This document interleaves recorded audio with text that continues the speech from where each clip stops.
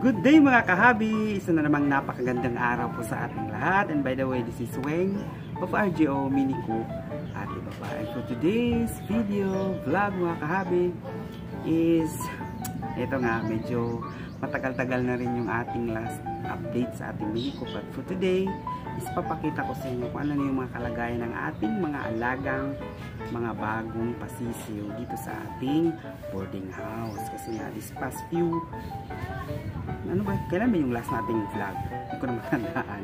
Pinakita ko sa inyo yung ating mga pasisiw. Very healthy. O, diba? Kaso nga lang, may mga bagay talaga na hindi natin hawak. Yun nga, yung ating mga pasisiw is nabawasan ng isa. Hindi po siya umabot ng 1 month. Kasi nga yung ating mga pasisiw sa ngayon is nag 1 month na sila noong January 2. Kasi nga napisa yung December 2. So, nag 1 month na sila last January 2, 2025. And yun nga, hindi umabot ng 1 month yung isa. Nabawasan pa ng isa-isa yung ulit. Namatay po sila mga kahabi sa wall. Hindi ko alam sa anong kadahilanan kasi biglang nalumpo yung nanigas yung muscle sa paa. Kumakain naman siya. Yun nga lang siguro sa pressure sa katawan napunta doon sa isang area lang kasi hindi nakakalakad. Kumbaga yun, nanigas yung mga daliri. Yung gano'n, ay nakaganon lang. Tapos nakasplit yung paa niya na parang may iba paa nila sa gano'n. Yung paa. Kumbaga yung kabilang dulo, nagkaganon. Split nga. Tawag yun kaya namatay din.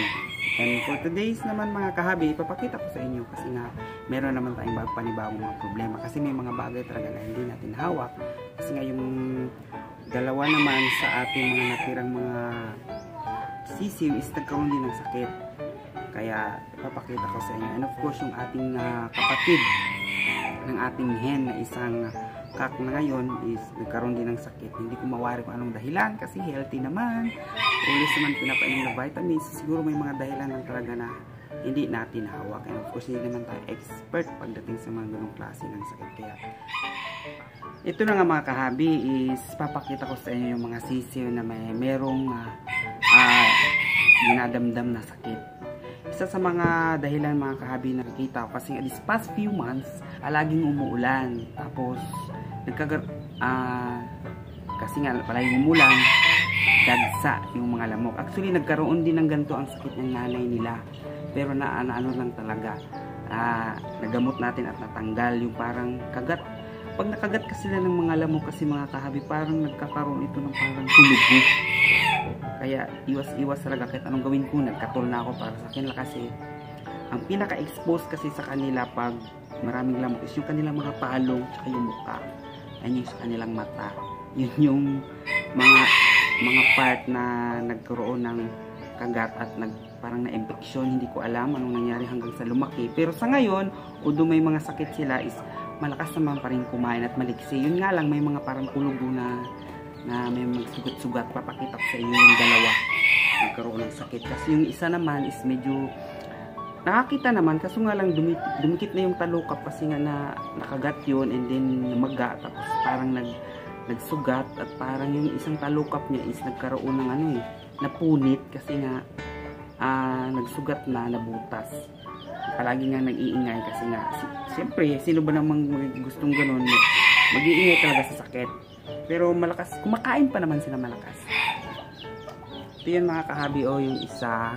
Ayan, kita niyo mata niya. Ayan. Nagsugat.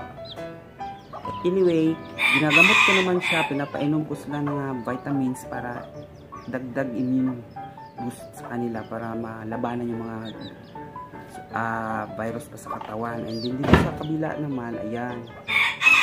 Kagat lang yan ng lamok mga kahabi. And ito naman, mataba. And kumakain naman siya ng mabilis. Pakita ko rin yung isa. Ito namang isa, ito. Okay ang harap niya, pero sa kabila, ayan, nagkaroon ng ayan mga kahabi, nagkaroon siya ng nagsugat. Pero tuyo na yan, ginamot ko na at pinapainom ko din ng atawag niyan, antibiotic para maiwasan ng lagnat. And actually mabigat sila, mataba. Hopefully sana mag-survive ng mga kahabi kasi sayang naman. Although nga naman ko siya. Wala naman talagang medium leg. Kalahati short, kalahati long. Hanggang nasa gitna lang yung size ng kanyang paa. Isa itong kulit at saka yung isa din kulit din.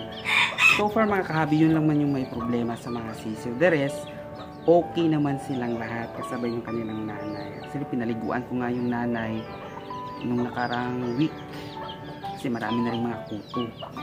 So yun lang talagang naging dahilan mga kahabi, pag palating umuulan, siyempre dumadagsa talaga yung lamok. Isa din yun sa dahilan kung bakit nagkaroon kagat lang ng lamok, kasi ang expose talaga sa kanila is yung kanilang mga palong, mata, so yung dito banda sa may ilong nila. Even yung nanay, actually yung nanay okay na, magaling na. Papakita ko sa inyo yung itsura ng mga sisiw. Ito na sila mga kahabi, o diba? Maliliksi naman sila despite of merong karamdaman yung isa dyan, kasi yung isa hindi ko pa nalang sinali palabas. Kasi nga, nag-iingay lang din, hindi masyadong nakakakita din yung isa. So iniwan ko na lang doon sa may kulungan. But overall, okay naman sila mga kahabi. Actually, ang dalawa dyan is mga short leg. Yan, ito. Short leg din yung kakaril natin. O, diba? Ang gaganda nila, ang liliksi. Yung nagmana lang talaga sa tatay ito. Itong isa. Long leg nga lang. Siyempre, yung tatay long leg din. So, may mga possibility talaga na mayroon talagang lalabas na mga long leg. And sa anim namatay yung isa. Sa 5 naman yung mga long leg doon is 2 lang talaga. The rest is isang long leg tsaka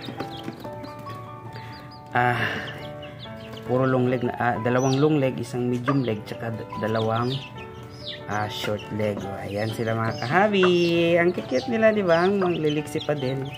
Kasi nga hindi naman kasi crowded yung area dito. Ayan. At hindi ko rin sila iniilawan kasi andyan naman yung nanay eh. And of course, medyo hindi naman malamig dito. Actually, mainit nga eh. Medyo warm ang area kasi nga ayun. Ayan, o diba? Mainit yung bubong natin. Ayan. Ang kikit nila mga kahabi, diba? Oh. Actually, 2 lang iiwan ko dyan eh. I-out ko din yung 2. Yung 3 dyan. Pag gumaling, if ever gumaling ang mag-survive, iwan ko lang yung mga short leg para sa akin. Yan yung mga long leg, i-out ko din sa may mga gusto. Kaso nga lang, within this area ko lang. Wala kasi akong kakayanan para mamigay pa, ipadala sa malalayo. Wala tayong ganun. Diba? Ang ganda nila mga kahabi. Ito naman yung ating breeder, yung tatay ng ating mga sisiw mga kahabi. Ayan, patapos na po siyang maglugon, and ayan, ang ganda ng kanyang buntot na kasi mahahaba na, and bumubukad-kad talaga mga kahabi. Despite na long leg siya, it's okay lang naman. Ayan, diba? At least may palahi na tayo sa kanya. And meron din naman tayong mga short leg na palabas. And ang pinaka-update talaga natin ngayon mga kahabi is yung isa nating manok na talisain. Ito ang may problema ngayon kasi nga para siyang nakatihid. Ang tawag yun, parang pag nilagyan mo ng perch, hindi naman nagpe-perch dati-rati. Ang taas lumipad nito para mag-perch, pero ngayon nahihirapan siyang maglakad. Hindi ko lang anong dahilan kung bakit siya ganyan. Malakas naman kumain, mataba pa nga eh. O baka nagka-problema lang to kasi ang dito lang palagi sa kulungan. Wala kasi talagang area dito na pwedeng i-free range sila. Kailangan talagang bantayan sa kung i-free range sa labas kasi nga subdivision to eh. Papakita ko sa inyo anong kalagayan na ngayon mga kahabi ha. Ito na yung kalagayan niya ngayon mga kahabi. Ayan. Maliksi naman siya. Yun nga lang is palaging nakaganyan oh. Nakatihid. Hindi ko alam at ginagamit niya panukod yung kanyang pakpak para sa balanse. And ayan, palagi niyang dinadown yung buntot niya. Ang ganda pa naman ng buntot niya mga kahabi. Ang haba at saka nakabukaka talaga. Kapatid to ng ating breeder. Ayan oh, palaging nakaganyan mga kahabi. Hindi siya dati-rati is napakabilis siyang maglakad. Ngayon kasi parang limited na masyado. Nasasayangan ako kasi matured na siya. Natatakot na kung baka if ever anong mangyari. Pinainom. Okay naman yung katawan niya. Ayan. Pag nilagyan mo naman ng female, ang active niya, yun nga lang, nakaganyan siya, oh. Yung paa niya. Nakataas yung kumbaga naka-belly dancer pose. Yung parang nakaganon lang. Nakaganon yung paa, oh. Nakaganon. At hindi siya paraging naglalakad. Kung saan mo siya nilagay, dun lang siya. Kung maglakad man siya, paunti-unti. And hopefully sana gumaling sa mga expert dyan. Hindi naman tayo expert talaga sa mga ganitong uri ng sitwasyon ng manok natin. Pinutulan ko na nga sila ng mga mga kuko kasi mahaba na. Kita nyo yan, yung pakpak niya, ginagawa niyang panukod. Hopefully sana maging okay ang ating mga alaga. Sayang naman kasi, ang ganda pa naman ang kulay nila mga kahabi. At ayan mga kahabi, ang update sa ating mini coop dito sa ating boarding house. And sa mga bago pa lang sa aking YouTube channel, please don't forget to like, share, and subscribe para maging updated din kayo sa mga bago nating mga uploads. And makita nyo pa yung ating mga dati pang mga uploads na maaaring makatulong sa inyo, especially sa mga beginners na kagaya ko. And maraming salamat po sa ating mga subscribers na patuloy na sumusuporta at tumatangkilik sa ating mini vlog. And God bless po sa ating lahat and happy New Year. And don't forget mga kahabi to like, share, and subscribe. Maraming salamat and hanggang sa muli at lagi nating tatandaan na walang magiging isang kahig o isang tuka kung ikaw po ay matyaga, always may nilaga. Maraming salamat hanggang sa muli. Paalam!